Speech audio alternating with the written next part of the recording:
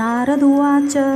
प्रणम्यं शीर्षा देवं गौरीपुत्रं विनायकं भक्तावासं स्मृत्य नित्यम् आयुःकमर्थसिद्धये प्रथमं वक्रतुण्डं च एकदन्तं द्वितीयकं तृतीयं कृष्णपिङ्गाञ्चं गजवक्त्रं चतुर्थकं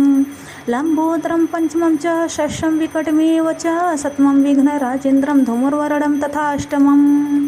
नवमं भालचन्द्रं च दशमं तु विनायकम् एकादशं गणपतिं द्वादशं तु गजाननं द्वादशातानि नामानि त्रिसन्ध्यः पठेन्द्रः